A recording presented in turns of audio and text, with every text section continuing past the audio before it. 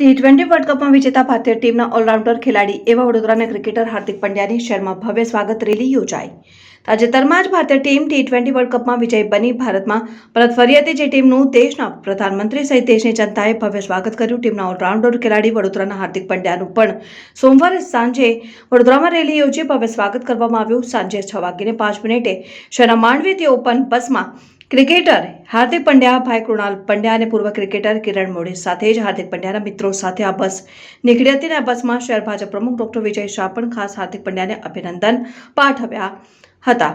હાર્દિક પંડ્યાએ મેચ દરમિયાન પહેરેલ 33 નંબરની ટી-શર્ટ પહેરી હતી। ત્રિરંગા સાથે ભવ્ય માનવ મહેરામણ સાથે આ રેલી નીકળી હતી। આતશબાજી તથા તિરંગા અને વાસ્તે ભવ્ય રેલીમાં વડોદરાના શહેરીજનોએ હાર્દિક પંડ્યાના સ્વાગતમાં જોડાયા હતા। આ બસ માંડવી, લહેરીપુરા થઈ દાંડિયા બજાર થઈ અકોટા, દાંડિયા બજાર રોડ સોલર પેનલ ખાતે હાર્દિક પંડ્યાની આભાર સ્પીચ સાથે સંપન્ન થઈ હતી। પોલીસ તથા આયોજક સ્વેજલ વ્યાસ, જય ઠાકોર દ્વારા વ્યવસ્થા કરવામાં આવી હતી।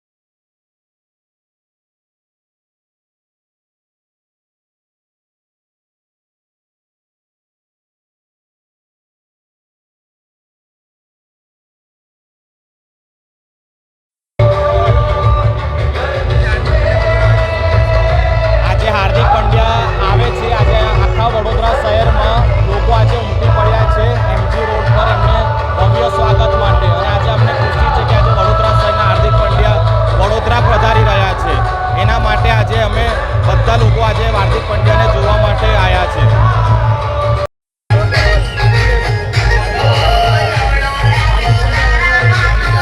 જે દિવસની આપણે રાહ જોઈ રહ્યા હતા, દરેક વડોદરાનો યુવા, દરેક નાગરિક રાહ જોઈએ તો એ દિવસ આજે 15 તારીખ આવી ગઈ છે।